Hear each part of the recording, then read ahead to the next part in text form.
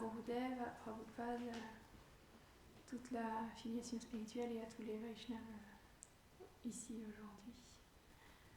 Donc, pour qu'ils me permettent de parler aujourd'hui. On va commencer par lire un verset du Srimad Bhagavatam. Donc c'est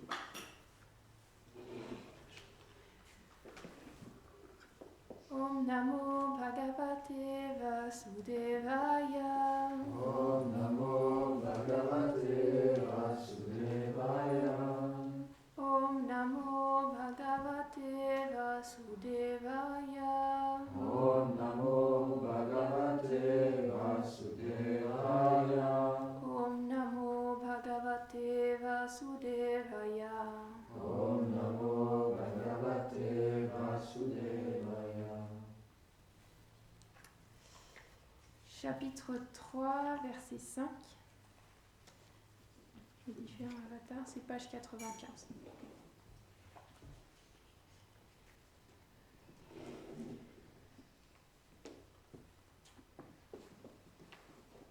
Etananavataranam Nidhanam Bijamavyayam Yasyam Shena Shrijante Devatiryannaradaya Etananavataranam Nidhanam Bijamavyayam Yasyam Shena Shrijante Devatiryannaradaya.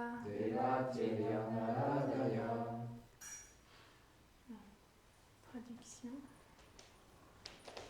Il est immuable et éternel. Il est la source de toutes les émanations divines comme Shri Ram, Shri Nrsimha, Shri Vamana et d'autres. Il est le recours final de toutes les créatures. C'est par ceux qui sont issus de Brahma, qui est le Guna Avatar, entre parenthèses, l'une des trois manifestations du Seigneur qui régit la nature matérielle, fin de la parenthèse, de ce deuxième Purusha, que les demi-dieux, les hommes et toutes les autres créatures, incluant les animaux, sont créés. Je vais recommencer sans la parenthèse. Il est immuable et éternel. Il est la source de toutes les émanations divines comme Shri Ram, Shri Nrsimha et Shri Vamana et d'autres. Il est le recours final de toutes les créatures. C'est par ceux qui sont issus de Brahma, qui est le Guna Avatar de ce deuxième Purusha, que les demi-dieux, les hommes et toutes les autres créatures, incluant les animaux, sont créés. Commentaire. Nous avons vu précédemment comment les Purusha avatars apparaissent de Shri Krishna, puis du deuxième Purusha, Garbhodakashayi Vishnu, se manifeste Brahma, l'architecte de l'univers. Il est l'incarnation du mode de la passion, l'incarnation de l'énergie créatrice du Seigneur. Il est l'un des trois Guna avatars. De Brahma proviennent les demi-dieux comme Marichi, puis d'eux se manifestent les autres êtres vivants. Les demi-dieux sont considérés comme des vibhuti, entre parenthèses, des opulences du Seigneur en ce monde, car ils sont des êtres spéciaux mis en pouvoir par lui pour régir les affaires universelles.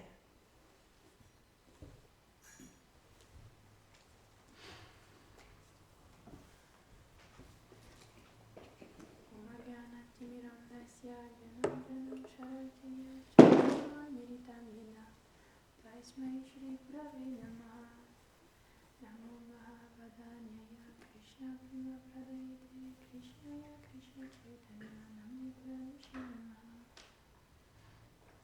Jaya Shri Krishna Chaitanya Prabhu Nityananda Shri Advaita Gadadhara Shri Gaura Bhaktavrinda.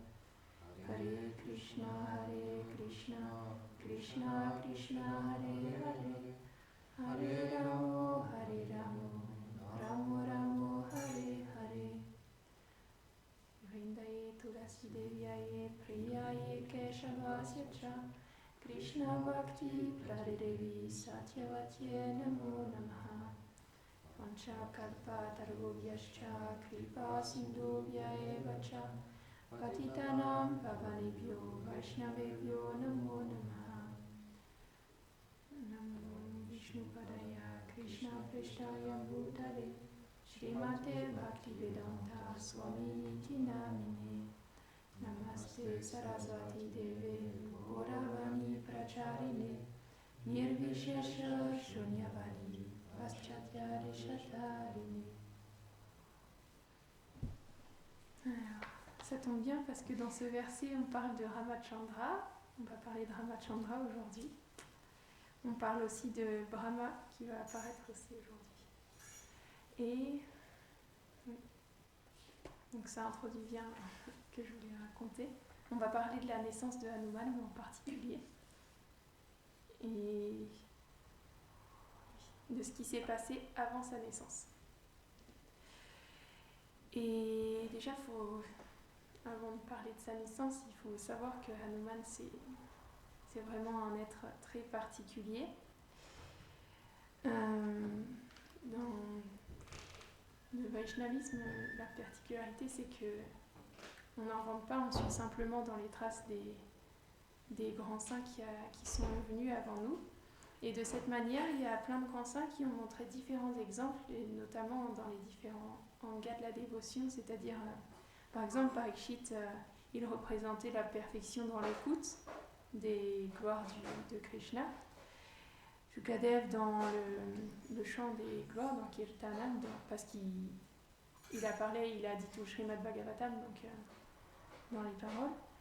Prahlad, c'était le souvenir, parce qu'il se souvenait constamment de Krishna, quoi qu'il arrive. Et même malgré qu'il se soit fait... malgré que Hiranyakashipu il ait encore essayé de le tuer, simplement Prahlad restait absorbé dans le souvenir de Krishna. Et Hanuman, il représente la perfection dans le service, dans Padasevanam, donc le service au pied de Krishna, de Ramachandra en particulier. Donc il incarne vraiment le service inconditionnel. Et oui, il y a une belle image qui était donnée dans la classe du Vaishnav que j'ai écoutée, et c'est Hanuman dans le Ramayana. On peut voir qu'il y a Ravan qui a enlevé Sita. Donc Ravan, il détient Sita et il l'empêche de voir Ramachandra. Et Radhanath Swami, dans sa classe, il disait que c'est comme Sita, ça nous représente nous, enfin l'âme spirituelle. Et Ravan, c'est comme le faux ego Ahankara, et Ramachandra, c'est l'âme qui est dans le cœur, le Paramatma. Et Ravan, il empêche Sita de retrouver Ram, donc il empêche l'âme spirituelle de se reconnecter à Krishna. De la même manière, le faux ego empêche l'âme spirituelle de se reconnecter à Krishna. Et Hanuman, dans ça, il représente la bhakti. Parce que c'est lui qui fait il a joué un rôle vraiment majeur dans la recherche de Sita. Une fois qu'ils l'ont trouvé, pour construire le pont, il a vraiment eu un rôle primordial. Il a été porter le message à Lanka. Et donc il représente tous les efforts qu'il a fait, etc. Ça représente la bhakti, le chemin de la dévotion pour pouvoir reconnecter l'âme à Krishna. Et donc c'était une belle image. Et il disait que de la même manière que Sita elle a un amour inconditionnel pour Ramachandra, il y a cette propension en nous, même dans un état infime, il y a ça à l'intérieur de nous. Et lorsque Sita elle a été enlevée et que lorsque Ramachandra il s'est allié au singe, ils se sont retrouvés bloqués un moment pendant 4 mois dans une grotte sans pouvoir rien faire parce que c'était la mousson. Donc ils ne pouvaient pas faire des recherches pour trouver Sita. Et Ramachandra, pendant ces 4 mois, il s'est assis il était coincé dans la grotte avec Lakshman et il s'est assis et simplement il chantait les noms de Sita. Et donc à cet endroit-là où il s'est assis, il y a une murti qui a été faite de Ramachandra qui a dans sa main droite des perles pour chanter et sa main gauche sur le cœur. Parce qu'il était dans la séparation de Sita et Sita de la même manière elle était dans la séparation de Ramachandra. Et donc il utilisait cette image pour dire que nous aussi dans notre cœur il y a cette propension d'aimer d'une manière inconditionnelle Krishna, même d'un état dans une quantité infime comparée à Sita bien sûr, mais c'est quand même là en haut. Et donc Hanuman c'est lui qui représente la bhakti, qui nous permet de se reconnecter à Krishna. Et donc, il faut savoir que le Ramayana, ça a eu lieu au Treta Yuga, donc dans le 2e âge. Et à chaque nouvelle vie de Brahma, il y a un nouveau Treta Yuga. Donc il y a plusieurs versions différentes de Ramayana qui peuvent avoir eu lieu. Parce que ça ne va pas être exactement au millimètre près le même divertissement qui se déroule. Donc, il y a différentes versions de la naissance de Hanuman. Donc je vais vous en raconter quelques-unes, donc une plus en détail. Mais alors, déjà, la première version, c'est que lorsque les Devas, lorsque Ravan il harassait l'univers, les Devas et Bhumi ils sont allés voir Brahma pour se plaindre, pour lui dire qu'ils ne pouvaient plus tenir comme ça avec Ravan. Et à ce moment-là, il y a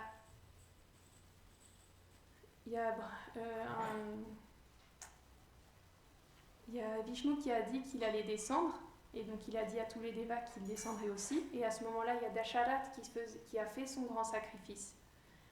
Et au sacrifice, il a reçu un pot de sweet rice, mais c'était pas un sweet rice ordinaire, puisque ça a permis à ses 4 épouses d'avoir des enfants qui étaient des incarnations de Krishna.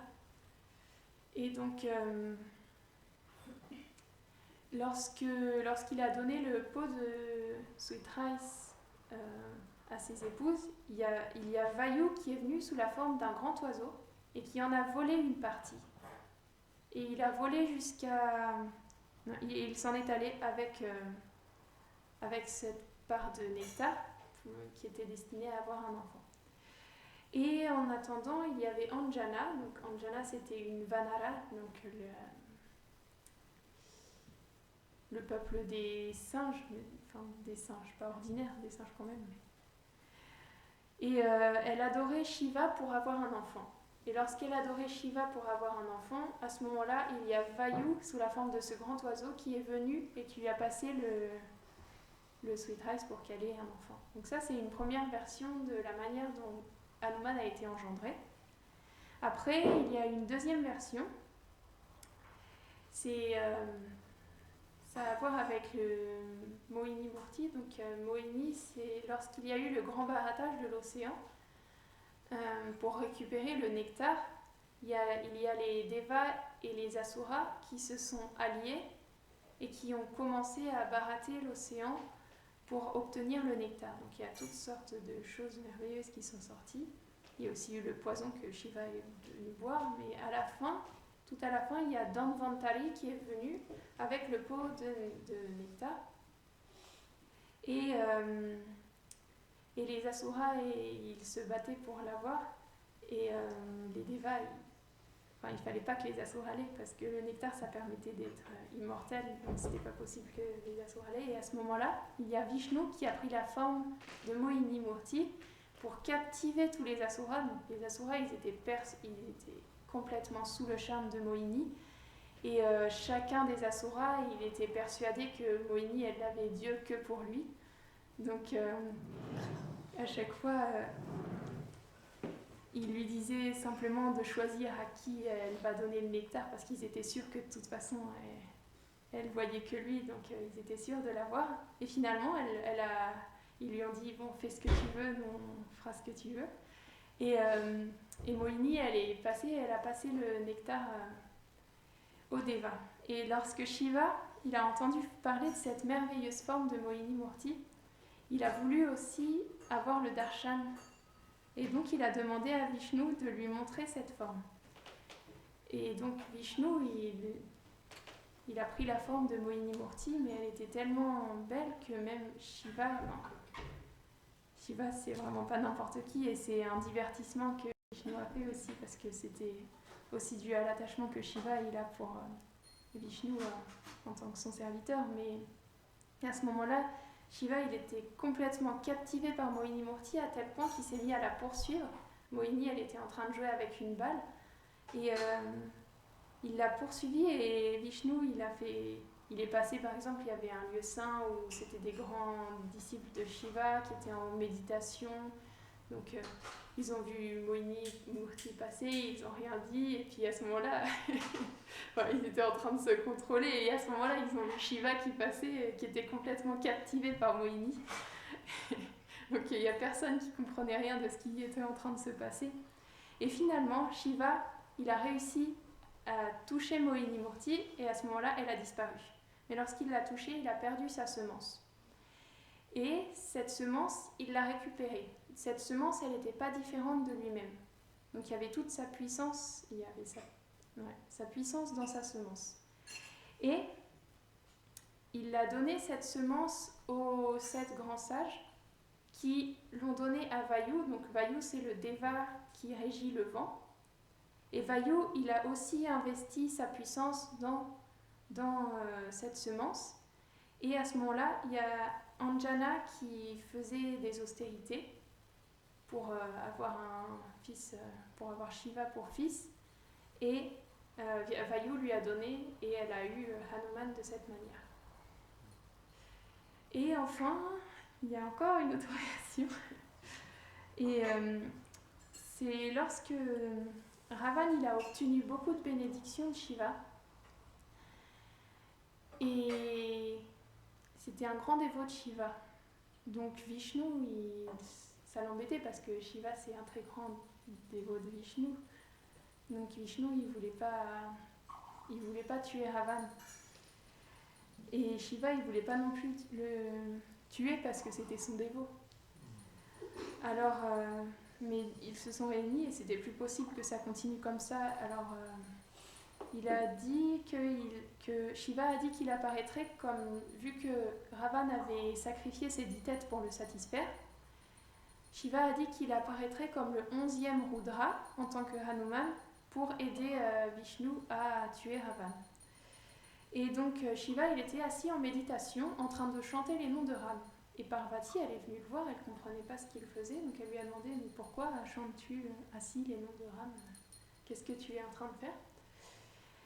Et donc Shiva il lui a dit en fait je veux venir assister Ramachandra dans sa tâche, donc je veux apparaître en tant qu'un singe. Donc Parvati elle n'a pas compris, mais pourquoi tu veux être un singe pour assister Ramachandra? Alors il lui a dit en fait être un singe c'est détaché, un singe ça n'a pas de caste, ça n'a pas d'étiquette particulière, donc il n'y aura aucune obstruction possible dans mon service à Ramachandra. Je pourrais le servir pleinement, sans aucune contrainte. Et à ce moment-là, Parvati, elle a dit, d'accord, mais si tu viens en tant qu'un singe, moi, de la même manière qu'une épouse, c'est l'ornement de son mari, je viendrai en tant que ta queue, parce que la queue, c'est l'ornement du singe. Alors Parvati, elle est venue comme la queue de Hanuman, qu'il a assisté dans tous ses divertissements. En particulier, quand il s'en est servi lorsqu'il a brûlé tout Lanka. Donc, à ce moment-là, au paradis, il y avait une très belle apsara qui s'appelait Punjikastala. Et lorsqu'elle était enfant, elle avait été adoptée par Brihaspati, donc le grand sage, le maître spirituel des Devas. Et Punjikastala, elle avait vécu toute sa vie dans un ashram avec des sages. Donc elle savait pas ce que c'était le plaisir, le désir de jouissance personnelle. Elle était vraiment très pieuse. Et un jour, il y a Brihaspati qui lui a demandé d'aller collecter des fleurs. Et elle s'est un peu écartée de l'ashram, elle est sortie de l'ensemble de l'ashram. Et il y avait des Gandharvas, donc des êtres célestes, qui étaient en train de prendre plaisir. Et elle les a vus. Et elle avait jamais vu ça, et puis ça a éveillé quelque chose en elle. Donc elle ne pouvait plus bouger, elle les regardait, elle ne savait plus quoi faire, elle était perdue. Et Brihaspati, au bout d'un moment, il a vu qu'elle ne revenait pas, donc il est allé voir ce qui se passait. Et lorsqu'il a vu qu'elle était bloquée là à regarder ses Gandharvas, il lui a dit « Ok, je comprends, tu as encore des désirs matériels. » Mais donc il lui a donné une bénédiction, une malédiction, mais finalement c'était bénéfique. Et il lui a dit tu naîtras comme... il lui a dit qu'elle naîtrait sur terre en tant qu'un saint, donc un Vanara, et qu'elle aurait un fils qui serait à la fois Vayu et Shiva, et que grâce à ça, après, elle serait libérée de tous ses désirs personnels, grâce à cette naissance. Donc,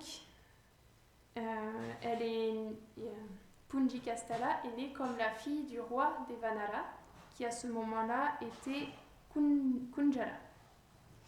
Et elle s'appelait Anjana. Donc Anjana, elle était très belle aussi et elle était très pieuse. Et son seul désir, c'était de satisfaire le Seigneur. Et elle y allait dans la forêt pour ça. Sauf qu'il y avait un Rakshasa, donc un être démoniaque qui l'a vue et qui a tombé amoureux d'elle. Il est tombé amoureux d'elle, il voulait l'avoir pour lui. Et elle a commencé à fuir, mais il l'a poursuivie. Et elle a pris refuge dans un ermitage. Et lorsque les sages ont entendu son histoire, ils lui ont dit « On connaît cet asura qui s'appelle Jambasadana, et il vient régulièrement nous harasser. Et il n'y a qu'une seule personne qui est capable de le battre, c'est un Vanara qui s'appelle Keshari. » Donc, il y a Jambasadana, le Rakshasa, qui est arrivé pour... il a abattu tout, il a envoyé balader un peu tous les sages, et il a fini par il allait pouvoir soumettre Anjana, mais à ce moment-là, Anjana, elle s'est mise à prier très fort Shiva, parce que c'était une grande dévote de Shiva. Donc elle s'est mise à prier Shiva très fort, et il y a Keshari qui est arrivé pour combattre Jambasadana. Et à ce moment-là, Jambasadana, il s'est transformé en énorme éléphant. Alors Keshari, pour le battre, lui, il s'est fait tout petit et il a tapé sur le point faible d'un éléphant qui est sa tête. Donc il est allé sur sa tête, il a commencé à taper fort avec ses poings. Et finalement, Jambasadana, en voyant que sa ruse d'être un éléphant, ça ne marchait pas, il s'est retransformé dans son aspect normal et il y a un grand combat qui s'est poursuivi, mais il s'éternisait un peu le combat. Et Anjana, elle était toujours en train de prier Shiva. Shiva lui est apparu, il lui a dit « La seule manière de tuer Jambasadana, c'est avec son propre sang. » Alors Anjana, elle a vu qu'il y avait du sang qui était... parce qu'ils étaient en train de se battre, donc évidemment Jambasadana, il avait saigné. Elle a pris une flèche, elle a trempé dans le sang de Jambasadana et elle l'a donné à Keshari. Et Keshari, il l'a tué Jambasadana avec la flèche qui était trempée de son sang. Et après ça, les sages, ils ont demandé à ce que Anjana et Keshari se marient. Donc ils se sont mariés et pendant des années, ils ont fait des austérités pour avoir Shiva comme leur fils. Et un jour, il y a deux singes qui sont arrivés. Donc Keshari, il a commencé à vouloir les chasser, parce que c'était des singes, cette fois c'était pas des Vanaras, c'était vraiment des singes. C'est compliqué. Et lorsque Anjana elle les a vus, elle a dit non, ne les chasse pas. En fait, c'est Shiva et Parvati qui sont venus sous cette forme-là. Donc ils ont adoré les deux singes comme il se doit. Et ils ont été bénis. Shiva et Parvati ils leur ont dit il y a un manguier extraordinaire dans cette forêt. Et dans ce manguier, il y a une mangue. Et si Anjana prend cette mangue, alors elle pourra donner un enfant. Donc ils ont trouvé le manguier, Keshari et Anjana.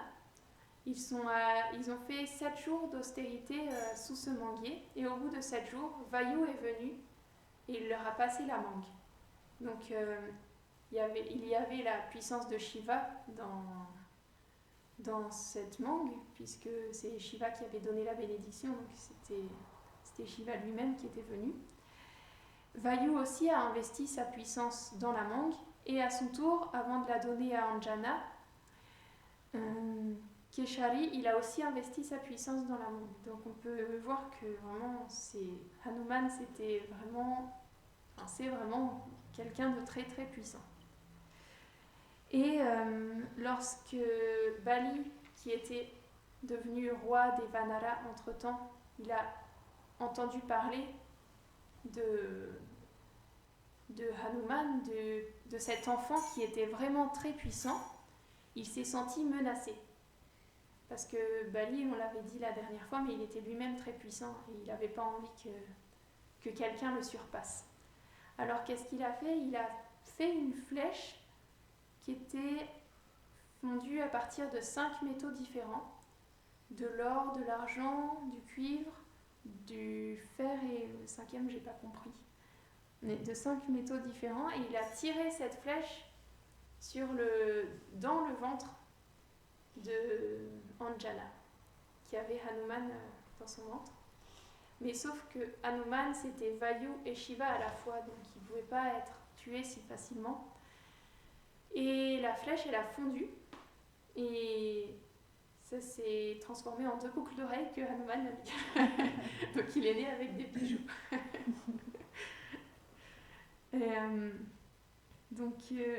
Lorsqu'il est né, il était tellement beau, tellement merveilleux que Anjana, elle voulait même plus retourner dans ces planètes avec les sages parce qu'elle était tellement captivée par son enfant Hanuman qu'elle voulait plus partir. Et aussi, on va raconter pourquoi il s'appelle Hanuman.